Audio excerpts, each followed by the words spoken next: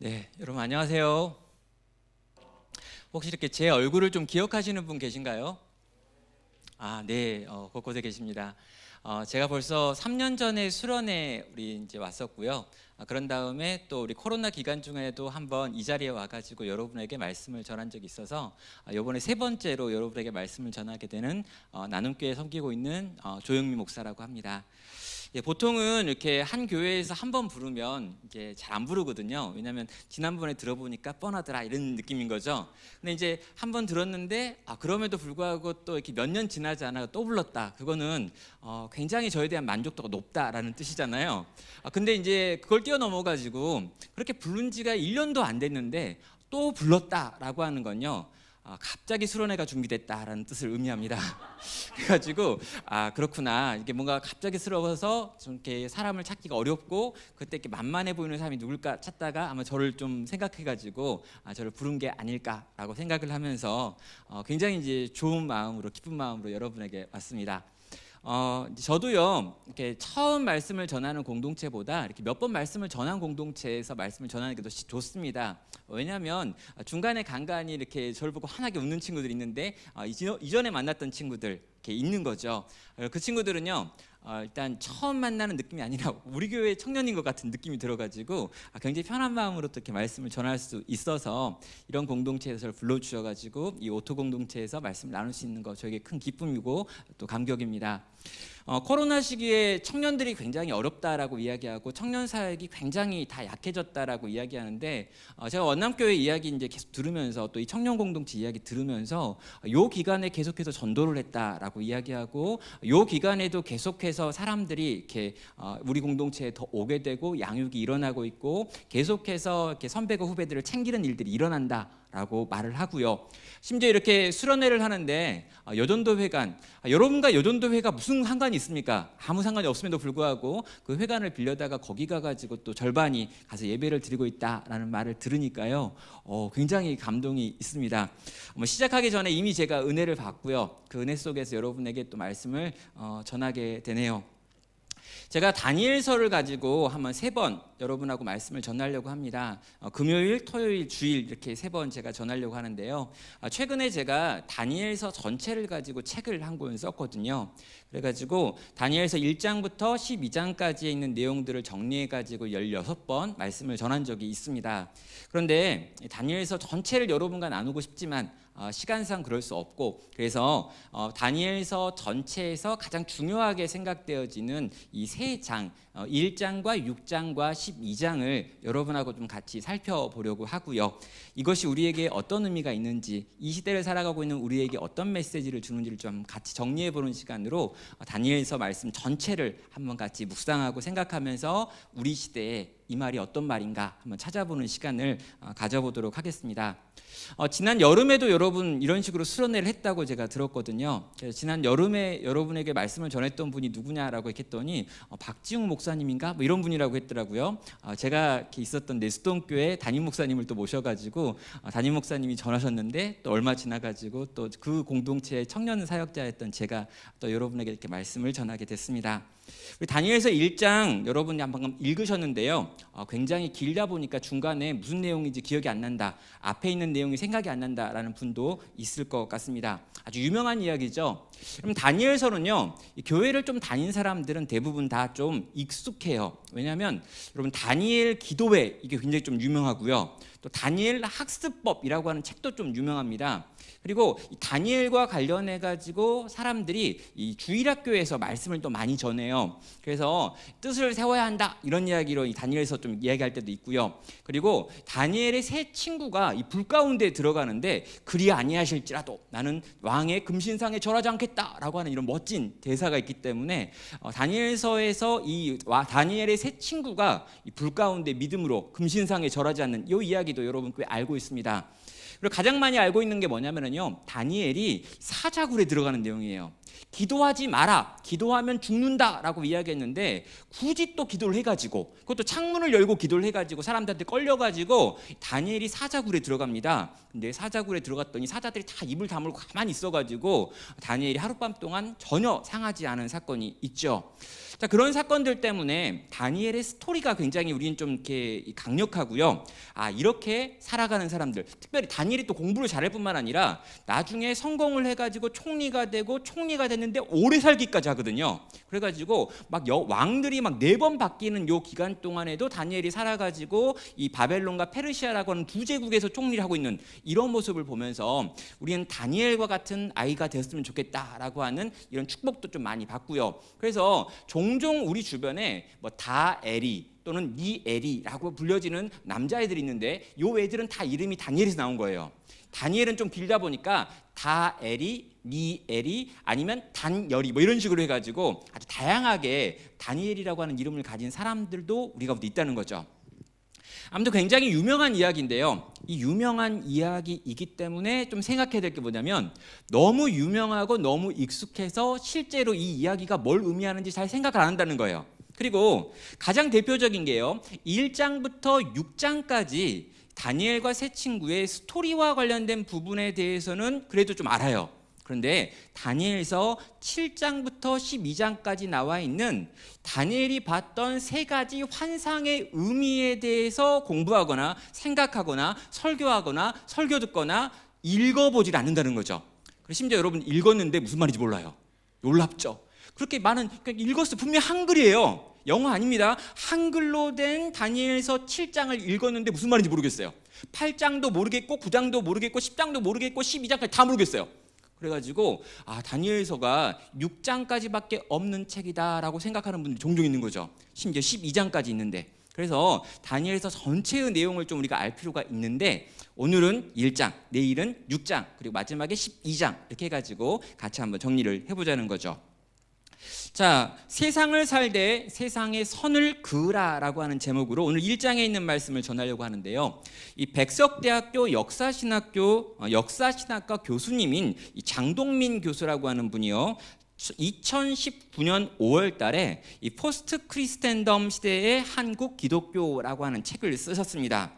한국 사회가 지금 급격하게 변화되고 있고, 한국 사회 안에 있는 교회의 역할, 이 크리스찬들의 역할이 지금 바뀌고 있다라고 하는 것을 이 책은 이야기하죠. 자, 1990년대까지만 해도 이 한국 사회에서 기독교 문화나 기독교 어떤 메시지가 굉장히 중요한 사회 전반을 움직이는 어떤 사상이었다라고 이 책은 평가를 합니다. 그런데 이 1990년, 특별히 1992년도에 다미선교회라고 하는 단체에서 이 시한부 종말론을 주장하면서 많은 사람들이 그것에 휘둘렸던 때가 있습니다. 그때를 기점으로 해가지고요, 한국 사회 안에서 기독교의 영향력이 급격하게 줄어들기 시작했다라고 이야기를 하고요. 이렇게 한국 사회에서 기독교의 영향력이 급격하게 줄어들고 있는 이 현상을 이 포스트 크리스텐덤이라고 지금 이야기하고, 지금 우리가 살고 있는 이 시대는 포스트 크리스텐덤, 기독교 후기 사회다라고 규정을 하고 있습니다. 자, 여러분, 이 크리스텐덤이라고 하는 표현이 좀 독특한 표현인데요, 이게 뭐냐면 이 기독교 세계를 의미하는 단어가 크리스텐덤이라고 하는 뜻입니다. 기독교 신앙이 그 나라의 법과 정치, 사회적 이념과 관습, 문화를 지배하는 사상, 지배하는 사회, 지배하는 어떤 모습일 경우에 우리는 그걸 크리스텐덤 사회라고 부른다는 거죠. 자, 대표적인 것이요, 구약에 나와 있는 이스라엘과 같은 곳입니다. 여러분, 구약의 이스라엘은요, 재정일치사였습니다. 그러니까 이 어떤 정치와 또 어떤 이 신에 대한 어떤 종교가 일치가 되어 있다는 거죠. 왕이 있지만 왕보다 더 중요한 권한을 가지고 있는 것이 대제사장이었습니다. 또 여기서 또 이렇게 여러 가지 법이 있지만 이 법보다 더 중요한 법이 하나님께서 우리 가운데 주신 율법이라고 하는 법이었죠. 그래서 이 하나님과 관련된 것이 이 땅에 있는 정치와 사회 전반을 움직이고 있었던 곳, 그곳이 구약에 있는 이스라엘 공동체였습니다. 크리스텐덤 사회였던 거죠. 또 우리가 알고 있는 유럽의 중세를 생각해도요, 크리스텐덤이 어떤 건지를 정확하게 보여주죠. 왕이 있습니다. 그러나 그 왕보다 교황이 있고요. 또 세속 권력이 있는데 이 종교 권력이라고 하는 주교와 주교들의 세력이 존재하고 있는 거죠. 이 두 가지가 서로 상호 보완적으로 그 사회를 다스리고 통치했었고요. 이러한 사회에서 기독교적 가치는 곧 세상의 가치였고 그 나라와 그 민족의 가치가 되기도 했던 것입니다. 세상을 다스리는 법 위에 성경의 법이 있었고 하나님의 법이 있었던 시대가 있었다는 거죠. 그런데 이 크리스텐덤이라고 하는 어떤 이 사상이요, 한국 기독교 초기에도 드러납니다. 왜냐하면 한국에 선교를 왔던 그 선교사님들이 가지고 있던 생각이 뭐냐면 이 크리스텐덤이었어요. 특별히 미국은 청교도들이 이 미국이라고 하는 사회를 만들게 되는데요. 그 청교도들이 영국이나 다른 나라에서 미국으로 넘어갈 때 가지고 있던 생각이 뭐였냐면 우리가 가지고 있는 신앙의 양심에 따라서 우리가 한 나라를 만들자라고 하는 생각이 있었습니다. 그래서 미국에 가가지고 그들이 나라를 세울 때 여러 가지 기독교적인 가치를 그들이 가지고 있는 어떤 법이나 그들이 가지고 있는 사회 제도 안에 반영을 해가지고 만들었죠. 자, 이런 이 사회 전체를 기독교화해서 만들겠다라고 하는 생각이 넘쳐나던 시대에 거기에 영향을 받았던 선교사님들이요, 한국으로 오게 됩니다. 그래서 그분들이 뭘 합니까? 한국에 와가지고 한국에 보니까 너무너무 연약한 부분들이 많은 거죠. 교육과 관련해서 굉장히 열악합니다. 또 어떤 의료와 관련해서 굉장히 열악합니다. 또 정치와 이런 부분에 있어서도 굉장히 열악한 부분들이 보인 거죠. 그래서 그들이 가지고 있는 기독적인 사상과 서구의 정신을 가지고요, 이 열악하다고 느껴지는 곳곳의 영역에 들어가 가지고 그걸 변화시키는 일들을 하는데, 특별히 교육의 영역에서 그런 일들을 많이 하게 되는 거죠. 자, 그래서요, 한국에 들어온 기독교도 크리스텐덤이라고 하는 기독교 사회를 꿈꿨던 것이고요, 그런 영향을 받았던 한국 교회도 이 세상을 변화시키고 이 세상을 더 아름답게 만들고 이 세상을 더 하나님이 기뻐하는 방식대로 만들어간다, 이 나라를, 이 민족을, 우리 동네를, 우리 마을을 이라고 하는 생각들을 했던 겁니다. 그래서요, 이게 통했습니다. 여러분, 이 동양에 여러 가지 이렇게 피폐했던 거, 연약했던 거, 우리나라가 가지고 있는 취약했던 부분들이 있었는데 이 서구의 발달된 문명과 함께 기독교가 들어와서 그런 것들을 해결할 때 많은 사람들이 이 서구의 발달된 어떤 것들과 기독교를 동일시했고요. 그러다 보니까 기독교는 더 세련되고 더 멋있고 더 현대적인 것이다, 그리고 더 합리적인 것이다 라고 하는 생각들이 있었습니다. 그래서 이게 1990년대까지 기독교인들은 적어도 이 일반 사람들보다, 신을 믿지 않는 사람보다 더 착하고 선하고 합리적이고 더 합당하게 처신하고 있다라고 하는 생각을 전반적으로 가졌던 시대가 있는 거죠. 근데 여러분, 한번 물어볼게요. 여기 1990년대 이전에 태어나신 분들, 그러니까 앞에 1908자로 시작하는 분들 좀 있나요? 그러니까 이게 문제인 거예요. 그러니까 저는 이제 76년생이기 때문에요, 요 포스트, 이게 크리스텐덤 문화라고 하는 걸 느꼈습니다. 그래서 제가 자랄 때만 해도요, 뭔가 이렇게 막 집에서 문제를 많이 일으키면 너 제발 교회 좀 가라 그랬어요. 교회 가면 착해지니까. 그러니까 여러분, 그리고 집에는 화장실이 아직 이렇게 이제 구멍이 뚫려 있는 그냥 이렇게 싸는 곳인데요, 교회 가면 양변기라고 하는 게 있어가지고 이런 게 막 있었어요. 그래서 교회가 세상보다 더 발달된 문명을 가지고 있고 더 문화적으로 여러 가지 부분에서 앞서갔던 시대가 있었다는 거죠. 저는 그런 시대에 자랐고요, 그런 시대에 커왔기 때문에 기독교가 이 세상의 다른 것보다 더 나은 시대를 보냈던 거죠. 근데 여기 있는 여러분은요, 그 시대 이후에 태어난 사람들인 겁니다. 그래서요, 지금 이 사회를 바라보면은요, 이 크리스텐덤이라고 하는 걸 인정하지 않습니다.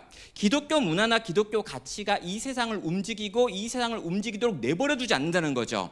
기독교적인 가치는 우리가 가지고 있는 이 세상의 문화보다 더 저급한 문화며 약한 문화며 합리적이지 않은 문화다라고 하는 생각을 깔고 있기 때문에 더 이상 교회가 세상을 향해 무언가를 말할 때 세상이 그걸 듣지 않는 시대가, 그럼 90년대부터 시작을 해서 지금 20년이 넘는 시간 동안 가고 있는 상황에서 우리가 지금 신앙생활 하고 있는 겁니다.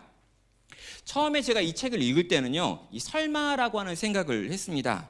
그렇게 뭐 심각할까? 그렇게 세상이 기독교에 대해서 비아냥거리는 걸까? 세상이 우리 기독교가 하고 있는 여러 가지 말들을 그렇게나 무시할 수밖에 없는가라는 생각을 했었죠. 그런데 이 코로나 팬데믹이라고 하는 현상이 왔고요. 이런 현상 속에서 기독교가 이 코로나의 문제를 해결하는 방식 속에서 몇 가지 아주 중요한 실수와 잘못을 하는 부분이 있었습니다. 그러니까 다 잘했다는 게 아니라 기독교 안에서 일부에서 또 어떤 교회에서 이거 잘못 사용하고 잘못 가르치기 적이 있었던 거죠. 그런데 이런 일들이 터지고 이런 일들에 대해서 온 세상이 한꺼번에 반응했던 방식이 있습니다. 뭐냐면 한꺼번에 모든 기독교라고 하는 걸 다 싸잡아 가지고 이 시대를 전혀 잘못 읽고 있는 사람들의 무리라고 처리를 하고요. 마치 이 코로나 팬데믹의 확산의 주력인 것처럼 교회를 평가하고 교회를 비아냥거리는 일들이 일어나더라는 거죠. 그때 제가 알았습니다. 기독교 왕국 시대가 지나가 버렸구나. 기독교적인 가치를 더 이상 누구도 인정하지 않구나. 일반 사회 속에서 기독교가 말하는 어떤 것들에 대해 주장했을 때 그걸 전혀 들어주지 않는 시대가 와버렸구나. 그렇구나. 포스트 크리스텐덤 시대가 왔구나라는 생각을 했던 겁니다.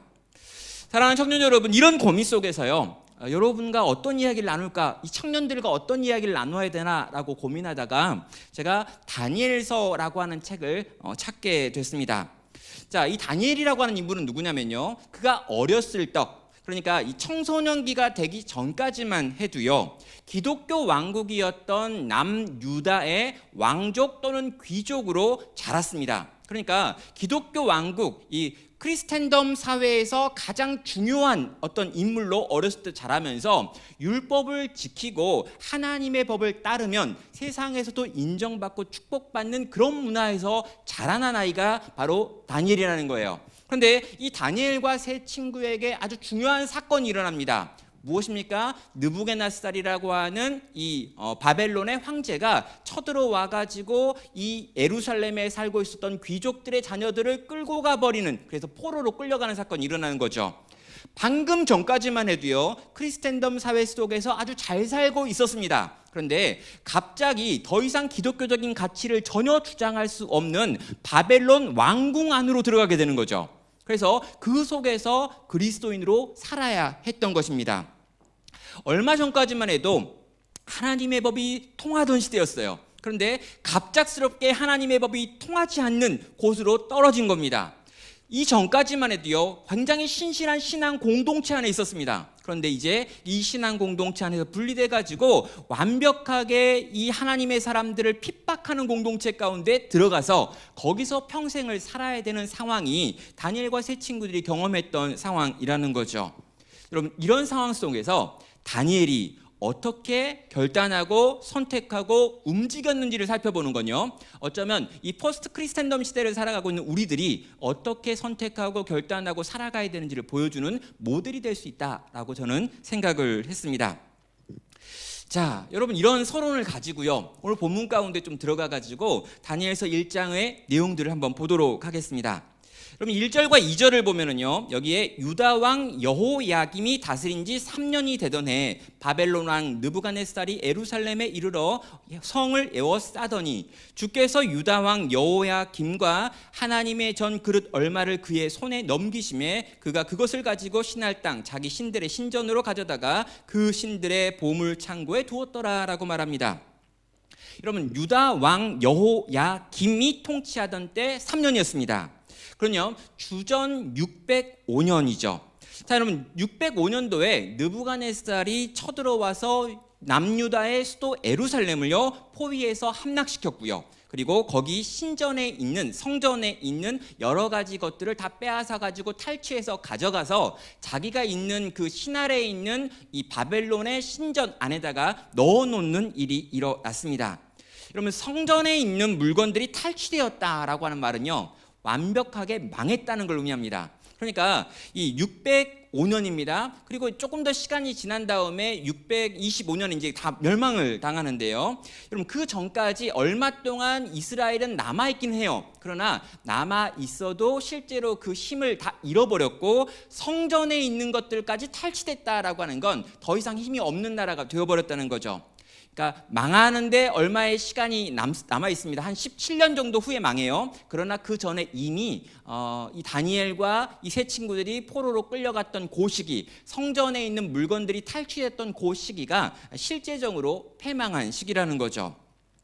자, 우린 대부분요, 이런 때 이런 일이 있었고 이때 다니엘과 세 친구가 끌려왔구나 정도로만 이해를 합니다. 그런데 여러분 1절과 2절은요 다니엘서 전체의 주제가 무엇인지를 담고 있는 구절이 담겨 있습니다. 여러분 고대인들은요 민족마다 자기들이 믿는 신이 있었습니다. 그리고 그 신이 자기를 지켜주고 보호하고 있다라고 생각을 했죠. 그래서요 전쟁이 일어나면요 이 민족과 이 민족이 싸웁니다. 그런데 이 민족과 민족의 사람과 사람이 싸우고 있는 전쟁과 함께 이 민족의 신과 이 민족의 신이 싸우는 거예요. 그래서 우리가 이겼다라고 하는 건요 우리가 믿는 이 신이 이겼다라는 걸 상징하고요 우리가 졌다는 건 동일하게 우리가 믿는 신이 졌다를 의미합니다. 그러면요 이스라엘 백성들이 바벨론에게 져가지고 지금 수도를 탈환당하고 거기다가 성전에 있는 것들까지 다 빼앗겼다라고 하는 말은 무슨 의미냐면요 우리가 망했고 우리 나라가 망했을 뿐만 아니라 우리의 신이신 여호와가 저 바벨론의 신에 의하여 죽었고 망했구나라고 하는 걸 의미한다라는 거예요. 그런데요 이렇게 모든 사람들이 생각하고요 바벨론 사람들도 생각하고 유다인들도 생각하는데요 오늘 2절에 이렇게 말합니다. 주께서 유다 왕 여호야김과 하나님의 전 그릇 얼마를 그의 손에 넘기심에라고 말하는 거예요.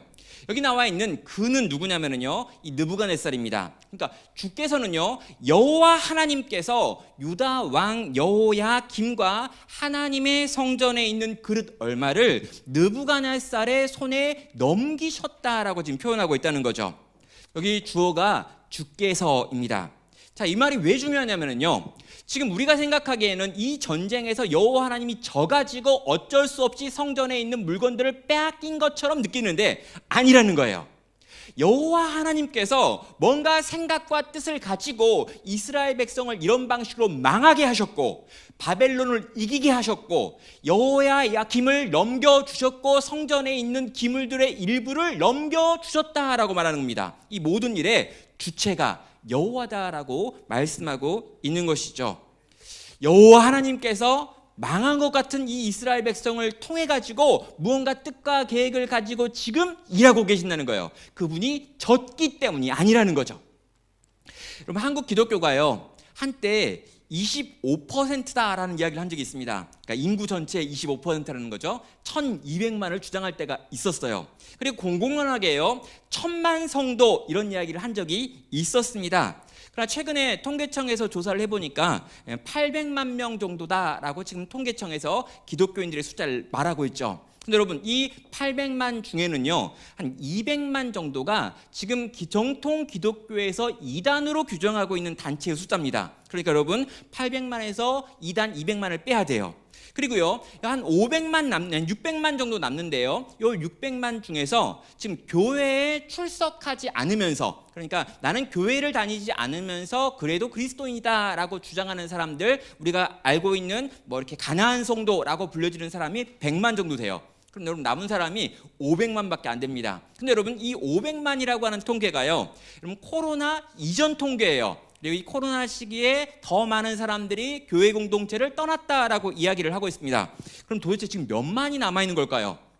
우리가 이게 굉장히 그림이 잘 그려지지 않고요 도대체 이 숫자가 잘 파악이 되지 않습니다. 그런데요 최근에 이제 우리 교단이라고 하고 이제 우리가 속해 있는 이 교회들이 모여 있는 교단이라고 하는 게 있는데 한국의 주요 교단 6개 교단에서 매 1년에 한 번씩 모여가지고 총회를 하는데 그 총회의 자리에서 모여가지고 이제 우리가 가지고 있는 성도의 숫자가 몇 명인지에 대한 보고를 합니다. 그런데 우리가 가지고 있는 성도의 숫자를 6개 교단이 모아가지고 보고한 내용을 보니까 여러분 코로나가 발생하기 전에 있었던 그 보고에 비해서 이 코로나 시기를 지나가고 있는 작년 10월 달의 보고는요 40만 명이 줄어들었어요. 여러분 40만 명이 줄어들었다라고 하니까 별로 그렇게 느낌이 잘 안 오죠. 40만 명은요 100명이 있는 교회가 4,000개가 없어진 건가요? 맞나요? 너무 계산이 어려워요. 아무튼 여러분 40만 명은 생각이 안 되는데요. 여러분 40만 명이 지난 2년여의 시간 동안에 줄어들었다라고 그 각각의 교단들에서 모아놓은 숫자가 이야기하고 있다는 거죠. 그리고 지난 7년 동안의 숫자를 계산해 보니까요 140만 명이 지난 7년 동안에 교회를 다니고 있었던 우리 성도들이 사라졌다라고 하는 게 지난 7년 동안의 보고의 내용이기도 합니다.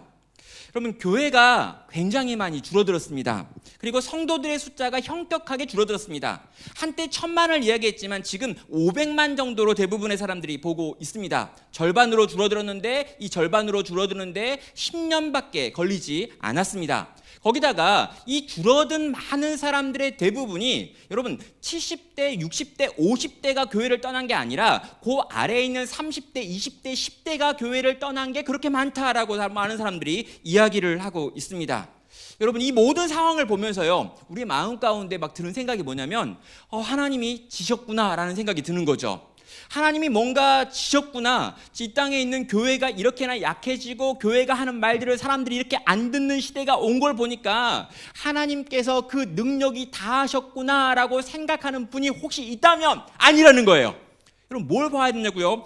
하나님께서 뭔가 뜻과 계획을 가지고 역사의 시간표를 움직여 가시면서 이 땅의 교회가 이전보다 훨씬 더 약해지는 것 같은 시간을 보내게 하시고 많은 숫자들이 줄어드는 것 같은 상황을 허용하시면서 뭔가 당신의 뜻과 계획을 지금 실행하고 계신다라고 우리는 봐야 한다는 것입니다. 하나님께서 계획이 있는 거예요. 하나님이 지는 분이 아니에요.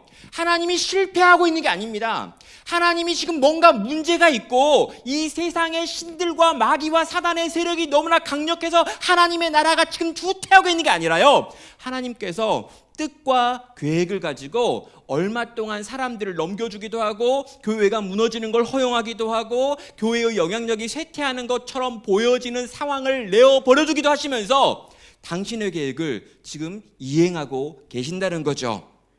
그래서 여러분 우리가 뭘 해야 되냐고요? 그럼에도 불구하고 우리 하나님이 이 역사의 주관자심을 믿으면서요 과연 하나님이 우리 시대에 왜 이런 일들을 허락하시는가? 그리고 우리 시대에 허락되어진 이 포스트 크리스텐덤이라고 하는 문화 속에서 하나님의 백성인 우리는 과연 어떻게 살아야 되는가라고 질문하면서 그 질문의 답을 여러분의 삶으로 구현해내야 한다는 것입니다. 여러분 우리는 어떤 사람들이냐면요 이 시대를 탓하는 사람이 아니에요. 와 20년 전엔 진짜 좋았겠네 이러면 안 돼요. 여러분 20년 전에 진짜 좋긴 좋았어요. 여러분 그러나 여러분 저는 참 좋았지만 지금 여러분이 사는 세상 속에 지금 여러분이 주어져 있다면 여러분 주어진 여러분의 상황이 여러분에게 맡기신 하나님의 테스트예요. 이 하나님의 시험 속에서 이 문제를 여러분은 여러분의 삶 전체로 풀어내야 한다는 거죠. 이 포스트 크리스텐덤이라고 하는 이 반기독교적인 문화가 가득한 세상 속에서 하나님의 백성인 나는 어떻게 살아야 되는가? 여러분 3절부터 7절까지에 있는 내용을 보면요 이 세상을 향한 하나님의 백성의 도전의 장면이 나와 있습니다. 여러분 3절부터 7절까지 내용은 너무나 여러분 익숙한 내용이죠. 자, 바벨론의 포로들 가운데 일부를 불러다가 이 왕의 궁전으로 데리고 와가지고 바벨론의 교육과 바벨론의 언어를 가르치고 그들 중에 똑똑한 애들을 관료로 세워라 라고 하는 느부갓네살의 명령이 있습니다. 여러분 이 명령은요 우리가 잘 알고 있는 이미 우리가 경험해 본 적이 있는 명령이에요. 어떤 거냐면요 이 지배국이 피지배국을 다스리고 통치하려고 할 때요 처음에는 힘을 가지고 합니다. 이걸 무단 통치라고 하죠. 힘을 가지고 폭력을 가지고 통치해 봅니다. 그러면요 이 눌리고 있는 사람들이요 압제당하고 있는 사람들이 결국에는요 이게 막 쌓여가지고 분노해가지고 폭발해가지고 뒤집어져서 혁명이 일어나요. 여러분 그래서 조금이라도 똑똑한 지배자들은요 딱 보다가 너무 많이 이렇게 스트레스가 가해진다, 압력이 가해진다 약간 여겨질 때요 이 무단 통치를 문화 통치로 바꿉니다. 이게 우리가 알고 있는 일제시대 때 일어났던 일이기도 하죠. 그러면 3.1운동이라고 하는 운동이 일어난 다음에 이 일제가 굉장히 놀랍니다. 아니 계속해서 힘으로 누르고 순사로 누르고 경찰력으로 누르고 군대로 눌렀는데 사람들이 이렇게 들고 일어나니까 막을 수가 없구나 라고 생각을 해가지고 하는 게 뭐냐면 문화 통치였죠. 한국 사람들한테 뭔가를 좀 해주는 겁니다. 한국 사람들한테 마음을 얻기 위하여 관료가 될 수 있는 기회도 주는 거죠. 더 지능화된 방식으로 사람들을 어떻게든 압제를 해가지고 우리가 원하는 걸 다 뽑아낼 수 있는 방법을 만들어야 된다는 거죠. 느부갓네살도요, 이 바벨론도요, 동일한 정책을 만듭니다. 그래서 이스라엘 자손들 가운데 왕족과 귀족들 중에 어린 자들, 청소년기에 있는 이 친구들을 선발하라고 말합니다.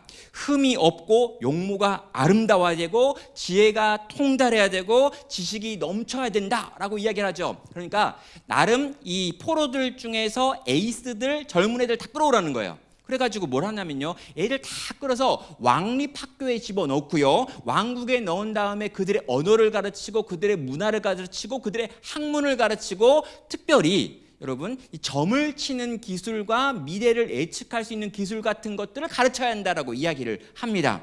그리고 왕이 지정하는 음식과 왕이 준비한 포도주를 먹고 마시면서 3년의 시간을 살게 하지요. 거기다 바벨론식 이름까지 지어주는 거고요.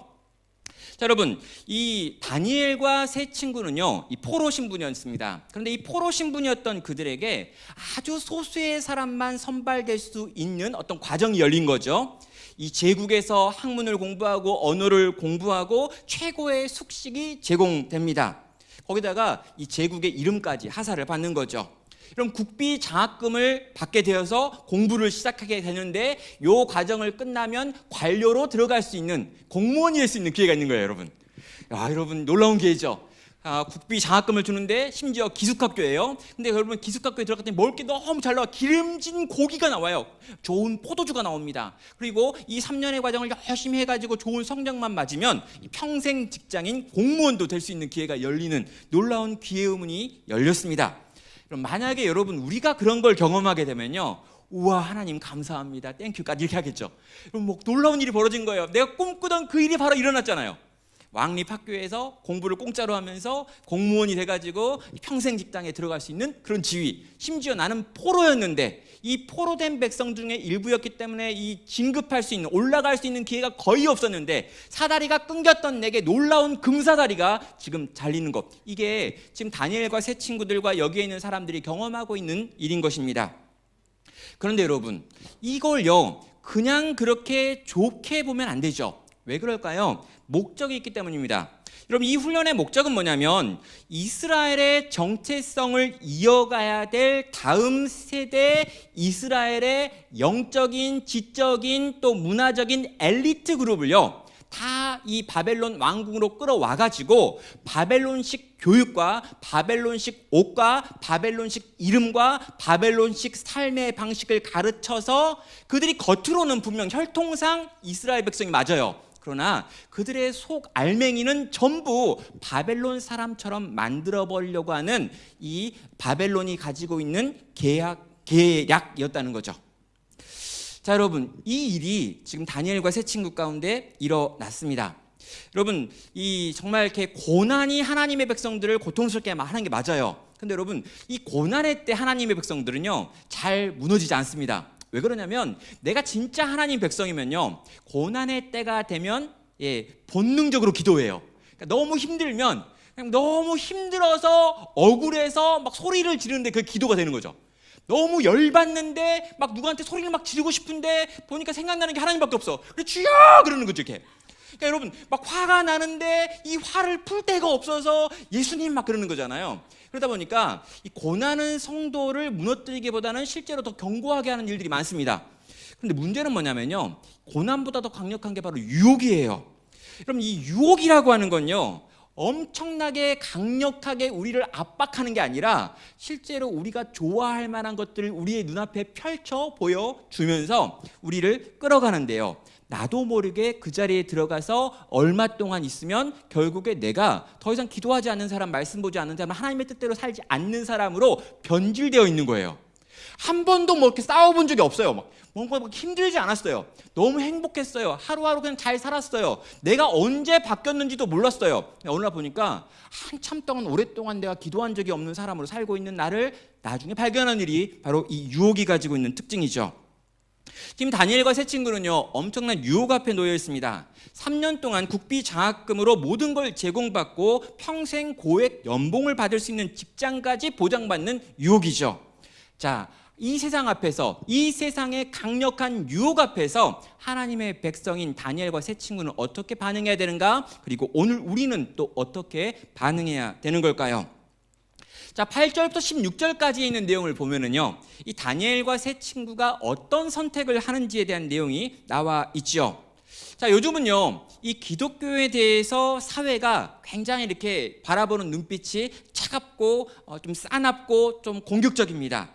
그러니까 어떻게 하냐면요, 우리 교회에 있는 청년들 중에 약간 이제 오랫동안 교회에 출석을 못하는 청년들이 있어가지고 그 청년들하고 좀 이야기를 좀 해보고 좀 안부를 전해보고 신방하는 전화를 해봤더니요, 그 청년들 중에 내가 지금 직장에 다니고 있는데 직장에서 너 교회 갔다 오면 책상 뺀다라고 하는 위협을 들어가지고 지금 교회 못 나가고 계속 온라인으로 예배를 드리고 있습니다 라고 이야기하는 청년이 있었습니다. 아예 대놓고 어떤 직종에서는 너 아직도 교회 다니냐라고 말하면서 너 때문에 우리 지금 바이러스에 오염되면 너 진짜 짐 쌀 생각해라 라고 위협을 해가지고 온라인으로밖에 예배를 못 드린다라고 이야기를 하더라고요. 근데 이게 청년들만 그런 게 아니고요, 우리 교회에 한 60대 중반의 어르신 권사님이 계신데요, 이 권사님이 어떤 일을 하냐면 아이가 태어나면 태어난 아기의 집에 가가지고 2주 동안 이 산모를 도와주는 그 일을 하고 있어요. 근데 이게 산모를 도와주는 그 일을 하는 그 권사님에게 실제로 이제 일어난 일인데요, 이 산모를 도와주는 과정에서 이제 밥을 같이 먹잖아요. 그래서 밥을 먹기 전에 잠깐 눈을 감고 기도를 했대요. 근데 눈을 감고 기도했다라고 하는 걸 본 그 산모가 갑자기 전화를 하더니 이 아줌마 바꿔달라고, 이 아줌마 교회 다니는 아줌마인데 왜 오랬냐고 그래가지고 이 일에서 쫓겨났습니다. 그래서 그분이 저에게 와서 그 권사님이 했던 질문이 뭐였냐면요, 목사님, 제가 얼마 동안 밥 먹기 전에 기도할 수가 없을 것 같은데 어떻게 해야 될까요? 막 그것 때문에 걱정하면서 내가 평생 식기도를 한 번도 빠짐없이 하면서 살아왔는데 지금 내 직장을 계속 이어가려면, 내가 이렇게 생계를 유지하려면 밥 먹을 때 기도하고 먹으면 안 돼서 어떻게 할까요? 이렇게 하는 거예요. 그래서 요 며칠 동안 어떻게 하셨냐고 물어봤거든요. 그랬더니 그 권사님이요, 밥을 안 먹었대요. 점심 때 같이 밥을 먹어야 되는데 배가 아프고 뭐가 해달라고 해가지고 밥을 안 먹으면서 기도하지 않고 밥 먹기보다는 차라리 밥을 안 먹고 일하겠다를 선택해가지고요, 그렇게 하시다가 저에게 물어봤어요. 그래서 제가 권사님한테 말했습니다. 눈을 감고 잠깐 기도하고, 아니 차라리 기도 안 하고 밥 먹어도 괜찮으니까 하나님 다 아시니까 그냥 밥 먹으세요 라고 얘기했어요. 여러분, 내가 예수를 믿는다는 것, 내가 신앙이 있다는 것, 내가 지금 예수를 믿고 그분을 따르고 그분과 함께 지금 동행하는 삶을 살고 있다는 것이 공개화될 때요, 손해보는 일들이 지금 일어나고 있구나라고 하는 걸 저는 우리 청년들과 우리 성도들을 만나면서 알 수 있었습니다. 여러분, 제 딸이요, 고등학교 지금 2학년에 올라가요. 1학년 마치고 2학년 올라갑니다. 제 아들이 지금 중학교 2학년에서 3학년 올라가고 있습니다. 근데 여러분, 이 두 아이에게 제가 어느 날 정말 이렇게 한번 지나가면서 물어봤어요. 야, 너네는 학교에서 밥 먹을 때, 급식 먹을 때 기도하지? 그랬더니 걔 둘이 한꺼번에 안 하는데요 그러는 거예요. 안 한 지 꽤 됐어요 그러는 거예요. 지금 몇 년째 안 했는데 이제 물어보냐고 그러더라고요. 왜 안 하니 그랬더니 거기서 기도하면요 다 쳐다보면서 너 교회 다니 이렇게 물어본다는 거죠. 요즘 그런 분위기가 아니래요 우리 애들이. 여러분, 정말 어려운 때에 어려운 시간들을 살아가야 되고요. 특별히 여러분 50대 60대들은요 직장에서 잘리는 거 별로 안 무서워합니다. 그리고 그분들이 자르는 분들이잖아요. 그래서 그냥 뭐 교회 오기도 하고 신앙생활 한다고 말하고 하고 테이블 위에 성경책 놔두기도 해요. 근데 여러분 30대 20대 친구들은요 실제로 자기의 신앙을 대놓고 표현하고 드러내는 것이 여러분에게 굉장히 마이너스가 되는 일들이 계속해서 일어난다라고 지금 많은 분들이 이야기하고 있습니다. 자, 여러분, 이런 상황 속에서 하나님의 백성들은 과연 어떻게 살아야 되는 걸까요? 자, 이런 상황 속에서 정말 이 하나님을 인정하지 않는 학교, 하나님을 인정하지 않는 회사, 하나님을 인정하지 않고 핍박하고 있는 직장 상사들이 모여있는 곳, 그런 문화 속에서 하나님의 백성들은 어떻게 살아야 되는가? 이게 우리에게 굉장히 중요하고 지금 해결해야 될 문제라는 겁니다. 이 다니엘서를 보면서 생각해 보니까요, 이 세상에 있는 하나님의 백성들은요, 한 3가지 종류의 방법으로 요 시기를 이렇게 살아가는 것 같습니다. 첫 번째는요, 세상과 분리된 신앙이에요. 세상이 이렇게 말한다, 때려치워 이거죠. 이렇게 못하겠다, 안 한다 이러는 거죠. 이렇게 나는 주를 위해 목에 칼이 들어와도 내가 주일 성수를 다 할 것이며, 내가 밥 먹을 때마다 끼니끼니 할 것이며, 회식 자리 가가지고 술 한 잔도 안 마실 것이며, 내가 어떠한 일이 있더라도 하나님의 법을 지키기 위하여 이 세상이 요구하는 그 어떤 것도 하지 않겠다라고 하는 종류의 사람이 있습니다. 근데 이제 그런 사람들은 주로 세상에 안 살고 주로 신학교 가죠. 여러분, 그게 이제 문제예요. 이런 사람들이 세상에서 살 수가 없어요. 이 세상이 전반적으로 좀 이런 것들에 대해 인정하고 수용하고 받아들이는 이런 문화였을 때는 괜찮은데요, 너무 많이 이 기독교에 대해서 반감이 강력한 곳에서 이런 방식으로 내가 반기독교적인 세상과 문화 속에 전혀 영향을 받지 않겠다라고 하는 분리를 선택하면은요, 실제로 그 속에서 살 수 없는 일들을 경험하게 됩니다. 여러분, 신앙의 순수성을 지키겠다, 그래서 이 신앙의 순수함을 유지하기 위해서 어떤 세상의 영향력도 받지 않고 싶다라고 말하다가 많은 사람들은 실제 세상과 완전한 단절이라고 하는 방식을 선택하게 되는 거죠. 이게 맞는 걸까라고 한번 생각을 해보셔야 됩니다. 여러분, 두 번째는요, 세상과 하나가 되는 신앙이라고 하는 신앙의 양태도 존재합니다.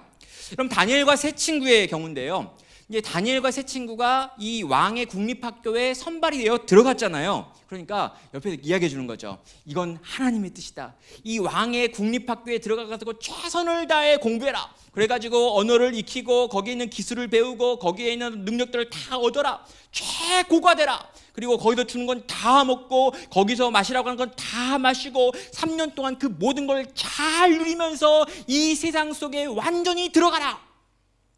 여러분, 근데요, 나중에 보니까 걔가 그리스도인지 아닌지 모르겠는 거예요. 완전히 세상에 적용해가지고요, 세상 사람들보다 더 세상적으로 생각하고요, 더 세상적으로 말하고요, 더 세상의 문화를 잘 누리고 경험하고 나눕니다. 교회는 나와줘요. 그런데 교회를 나와서 얼마의 시간을 보내는 것 외에 모든 건 다 세상과 똑같은 방식으로 하는, 세상과 전혀 구별되지 않는, 그러나 스스로는 신자라고 주장하는 독특한 그룹이 또 나오기도 하는 겁니다. 그렇다면 여러분, 우리는 어디에 있어야 될까요? 여러분, 정말 세상과 담을 쌓아야 되는 걸까요? 아니면 세상 속으로 완전히 들어가야 되는 걸까요? 저는요, 하나님의 백성인 우리, 이 시대를 살아가고 있는 하나님의 청년들에게 하나님께서 요구하는 건 다니엘이 걸어갔던 길인데, 다니엘은요, 제3의 길을 만들어내고 있습니다. 그럼 다니엘이 만든 제3의 길은 뭐냐면요, 세상을 살되 세상에 선을 긋는 신앙이었습니다. 여러분, 세상을 살고 있습니다. 바벨론 속에서 살고 있습니다. 왕의 학교에 들어갔습니다. 왕의 학교에서 배워야 될 그 모든 내용들을 배우고 익힙니다. 심지어 바벨론식 이름인 벨드사살이라고 하는 이름도 받게 됩니다. 그리고 나중에 보면요, 실제로 공무원이 돼가지고 공무원 역할들을 잘하고 심지어 총리까지 돼가지고 이 바벨론과 페르시아의 여러 가지 것들을 일하고 거기에 개입하여서 만드는 일들을 하고 있죠. 여러분, 다니엘의 세 친구들도 마찬가지였고요. 그들은 세상 속으로 들어갔습니다. 세상과 담을 쌓고 선을 긋고 나와버린 게 아니라 세상 속으로 들어가서 그 속에서 일하고 있다는 거죠. 그런데 그러면 세상과 똑같아지지 않았나요? 아니죠. 그들은 그 세상 속에서 자기의 정체성을 유지하고 지켜내기 위하여 어떠한 선을 긋고요, 절대로 그 선을 포기하지 않고 지켜내는 방식을 보여주고 있는 겁니다. 여러분, 다니엘이요, 보여주고 있는 선이 무엇이었습니까? 8절은 이렇게 말합니다. 다니엘은 뜻을 정하여 왕의 음식과 그가 마시는 포도주로 자기를 더럽히지 아니하리라 하고 자기를 더럽히지 아니하도록 환관장에게 구했다라고 말하고 있습니다. 여러분, 바벨론의 언어는 배워도 돼요. 바벨론의 학문도 배웠습니다. 또 나중에 보면요, 이 점술과 관련된 여러 가지 기술들도 이 다니엘은 배웠어요. 왕이 주는 다양한 음식들도 다니엘은 먹습니다. 그런데 왕이 주는 음식들 가운데 있는 기름진 것은 먹지 않겠다라고 이야기하고요.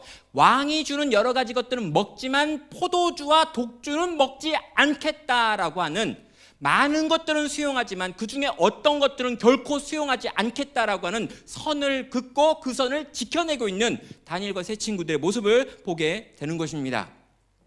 그럼 여기 나와 있는 이 음식을 먹지 않는 이유가 과연 뭘까요?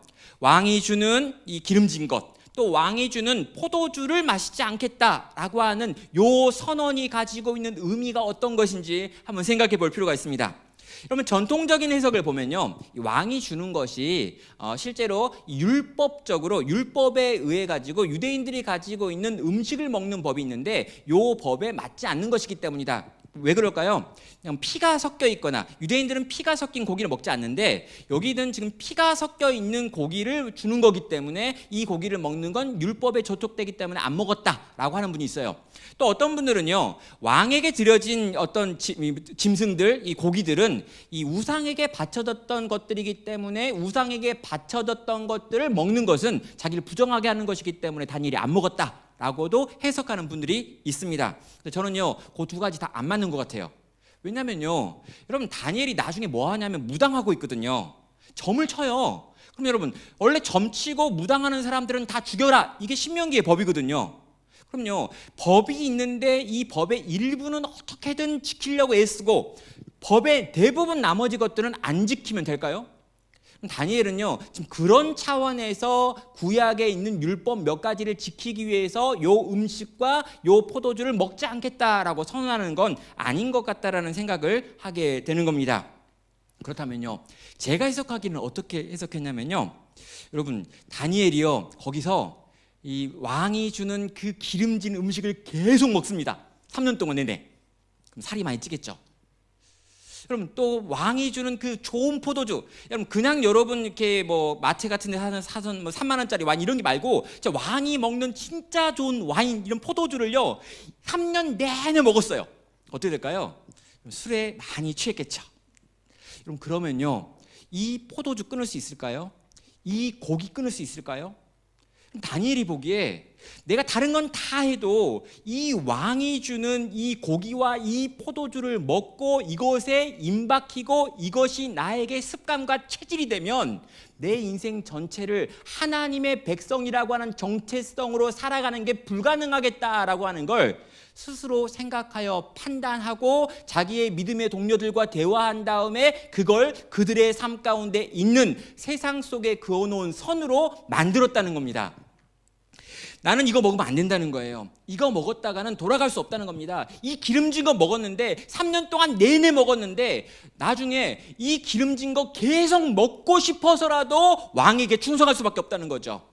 그럼 이 포도주 3년 동안 내내 먹으면 이 맛있는 포도주에 내가 중독이 돼가지고 그 뒤에 이 포도주를 못 끊어가지고 왕에게 충성하는 바벨론 사람이 될 수밖에 없을 거야 라고 하는 걸 그들은 판단했고 그들은 결정했고, 그래서 그것은 절대 우리의 삶 가운데 가지고 오지 말자라고 믿음의 동료들끼리 결단하여 선을 그었다는 것입니다. 사랑하는 청년 여러분, 저는요, 여러분이 이 세상의 언어를 배우셔야 합니다. 또 이 세상이 가지고 있는 기술들을요 적극적으로 배우세요. 여러분, 주식이 뭡니까? 여러분, 주식을 좀 배우세요. 비트코인은 뭘까요? 좀 연구해 보십시오. 여러분, 이 세상이 가르치고 있는 여러 가지 것들을 그냥 무시하고 없는 것처럼 하지 마십시오. 제발 이런 것들이 이 세상에 가득하다면 이 세상 속에 이런 것들은 왜 있는지를 살펴보십시오. 연구하고 고민하시도 더 치열하게 생각하세요.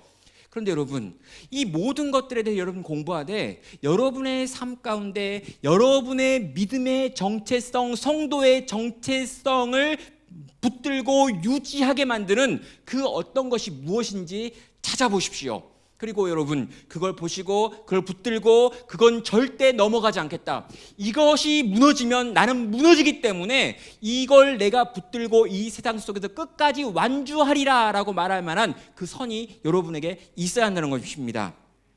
여러분, 그래서요, 이게 딱 이야기하면요 많은 분들이 질문을 해요. 목사님, 그게 뭔데요? 이런 거 제발 좀 묻지 마세요. 여러분, 그걸 내가 어떻게 알아요? 제가 다니엘과 세 친구가 아니라니까요. 그럼 다니엘과 세 친구들은 그들이 보고 생각해 보니 그 상황 가운데 그들의 정체성을 무너뜨리는 것이 포도주와 고기였어요. 저는 고기를 먹을 겁니다, 여러분. 계속 고기를 많이 먹을 거예요, 끝까지. 근데 여러분, 여러분은요, 여러분이 있는 자리에서 지금 이 상황 속에서 여러분의 믿음의 동료들과 함께 모여가지고 진지하게 이 상황들에서 씨름하면서 여러분이 그어야 될 선을 찾고요, 여러분의 믿음의 선배들이 여러분의 후배들에게 이게 선이야, 내가 보니 이거였던 것 같아 라고 가르쳐주고요, 여러분의 친구들이 함께 이것에 대하여 우리가 함께 점검하고 이걸 가지고 끝까지 붙들고 나가자 라고 이야기한다는 거죠. 그럼 목사가 가르칠 수 있는 게 아니에요. 먼 데 있는 사람이 가르칠 수 있는 게 아닙니다. 여러분보다 30년 높은 사람, 나이가 먹은 사람이 들려주고 가르쳐줄 수 있는 내용도 아니라는 거죠. 자, 여러분, 이렇게 다니엘과 세 친구는요, 제3의 길, 세상 속에 살되 세상 속에 손을 긋고 걸어가는 삶의 방식을 만들었고 그 삶을 살기를 결단했고 그렇게 살아갔던 거죠. 근데 여러분, 그렇게 그들이 결단하고 그 길을 걸어갈 때 어떤 일들이 벌어질까요? 여러분, 9절과 15절과 17절과 20절을 보면은요, 다니엘과 세 친구가 그 이후에 어떤 일들을 경험하는지에 대해서 나와 있습니다. 9절은 말합니다. 하나님이 다니엘로 하여금 환관장에게 은혜와 긍휼을 얻게 하신지라. 하나님이요, 기분이 너무 좋으셨어요. 다니엘과 이 세 친구들이 하고 있는 그 선택과 그 선을 긋는 행동이요, 하나님 마음에 합한 거였던 거죠. 그래서 하나님이요, 환관장에게 은혜와 긍휼을 얻게 만드시는, 하나님이 하나님을 믿지 않는 환관장의 마음 가운데 역사하는 일을 행하셨습니다. 15절은 말합니다. 열흘 후에 그들의 얼굴이 더욱 아름답고 살이 더욱 윤택하여 왕의 음식을 먹는 다른 소년들보다 더 좋아 보인지라 라고 말합니다. 여러분, 한쪽은요, 포도주를 열심히 마시고 고기를 열심히 먹는데 채식만 하는 친구들, 물만 마시는 요 친구들이요, 10일이 지난 다음에 얼굴이 때깔이 더 좋은 거예요. 그럼 그런 일이 일어날 수 있나요? 모르겠어요. 그러나 하나님께서 그 일을 행하셨다는 거죠. 17절은 말합니다. 하나님이 이 네 소년에게 학문을 주시고 모든 서적을 깨닫게 하시고 지혜를 주셨으니 다니엘은 또 모든 환상과 꿈을 깨달아 알더라 라고 말합니다. 여기도 하나님이에요. 하나님이 적극적으로 이 네 소년에게 개입하셔가지고 그들에게 지혜를 더하시는 내용이 여기에 설명이 되고 표현이 되는 겁니다. 20절은 말합니다. 왕이 그들에게 모든 일을 묻는 중 그 지혜와 총명이 온 나라 박수와 술객보다 10배나 나은 줄 알라라고 말하고 있습니다. 여러분, 그들이 3년 후에 왕의 시험을 받았는데요, 같이 거기에 있었던 모든 사람들, 심지어 이미 왕에게 자문을 하고 있었던 박수와 술객들보다 10배나 훨씬 더 지혜롭게 대답했다라고 말하면서 그들이 이 바벨론의 고위 관리에 들어갈 수 있는 길이 열리는 것으로 이 이야기가 끝나고 있습니다. 그럼 각각의 구절들을 정리하면 이거예요. 하나님을 믿지 않는 환관장에게 하나님이 역사하셨습니다. 또 왕의 음식과 포도주를 거부한 그들 가운데 하나님이 임하셔가지고 그들을 윤택하게 만드셨죠. 또 이들이 지혜와 총명이 아주 독특하게 더 강력해졌고요. 그런 다음에 왕에게 인정을 받아서 관료가 되어지는 일까지 일어났습니다. 결과적으로요, 다니엘과 세 친구는 왕의 궁전에서 가장 중요한 관료로 선발되어서 이 바벨론 왕국을 섬기는 자가 되어 있는 거죠. 그럼 이 성경 구절들이 우리에게 뭘 보여주는 걸까요? 여러분, 뜻을 정하여 세상 속에서 세상과 선을 긋고 살아갔던 하나님의 백성들을 하나님께서 보고 계셨다는 거예요. 그리고 하나님께서 그들과 함께 하셨다는 겁니다. 그리고 하나님께서 그들과 함께함으로 그들로 하여금 이 세상을 살아갈 만한 지혜와 명철과 총명과 힘과 능력과 상황과 여건들을 만들어내셨다는 거예요. 우리의 힘과 우리의 능력으로는 할 수 없지만 그분이 그렇게 개입하시기 때문에 하나님을 믿지 않는 세상 속에서 하나님을 섬겼던 그들이 그렇게 독보적인 역할과 자리까지 가게 되더라라고 하는 것을 성경은 기록하고 있는 것입니다. 사랑하는 청년 여러분, 오늘 이제 이 말씀을 마무리해야 되는데요, 여러분, 이 기독교에 대해서 세상의 시선이 차갑고 냉랭합니다. 여러분, 교회를 다니는 것 때문에요, 여러분, 차별을 받을 수도 있는 상황 가운데 놓였습니다. 여러분, 교인이다라고 하는 걸요, 숨겨야 되는 상황이 우리에게 있을 수도 있습니다. 상황이 점점 나아지면 좋겠는데요, 이 현실을 생각할 때 현실을 보니 점점 더 어려워지면 어려워지지 나아지지 않을 것 같다라고 하는 생각이 향후 얼마 동안은 드는 것 같습니다. 여러분, 어떤 이미지를 만드는 데는요 굉장히 오래 걸리지만 한번 무너지기 시작한 이미지를 붙잡는 건 거의 어렵기 때문에 이 기독교에 대해서 무너지고 있는 이 이미지를 쇄신하는 건 굉장히 어려운 일이 될 거다. 이건 그냥 한두 해가 아니라 수십 년에 걸친 일이 될 거다라고 많은 사람들이 이야기를 하는 거죠.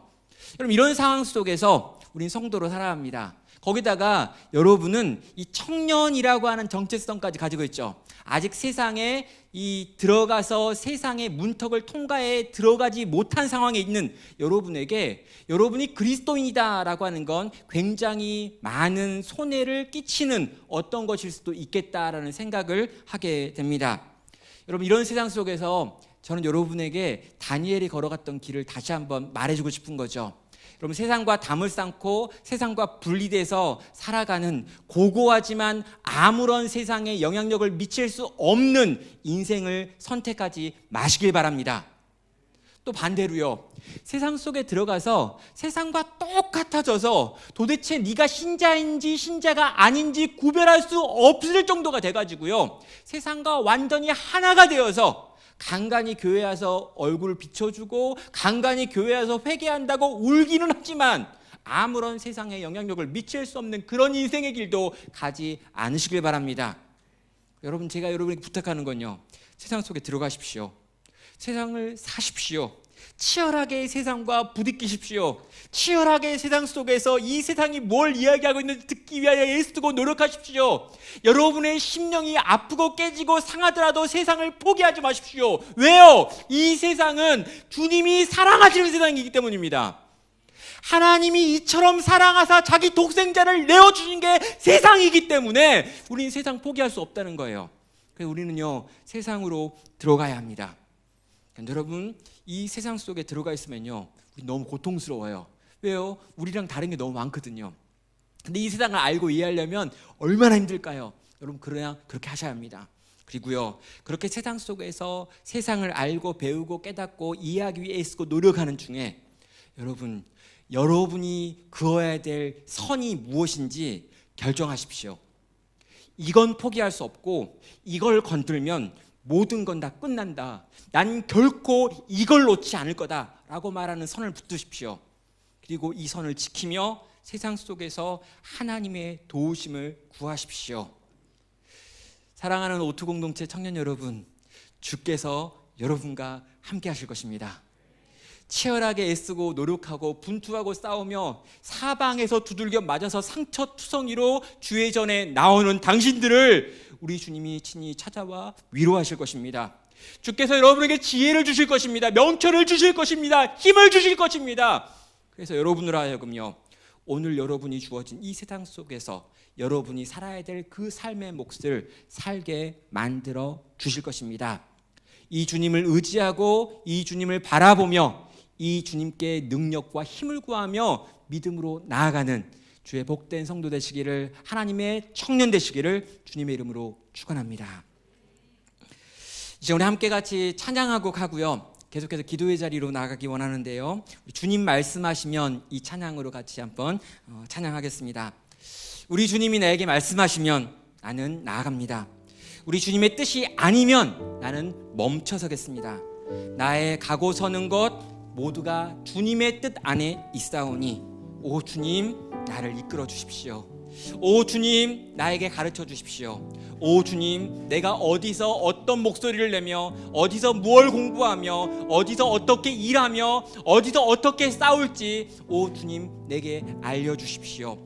이 시간 이 찬양의 가사로 하나님께 함께 나아가도록 하겠습니다.